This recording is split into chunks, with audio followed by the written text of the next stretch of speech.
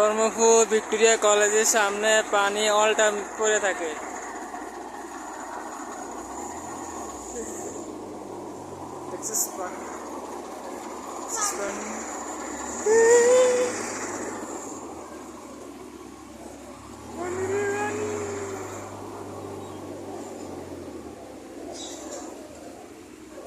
পানির কারণে যানজট বেড়ে গেছে, মানুষ চলাচল করতে পারে না। একটা ড্রেন ভালো নাই কুমিল্লা শহরে দিয়া।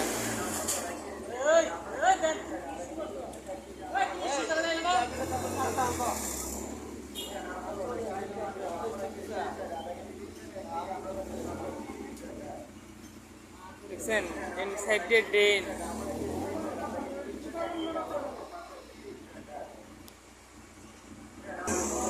মাদ্রাসা পোলাপানি দিতে পারে না, অনেক কষ্ট হইতেছে। পানি দিয়ে কি মাদ্রাসা যাওয়া সম্ভব? একটা কুমিল্লা শহরে একটা ড্রেন ভালো নাই।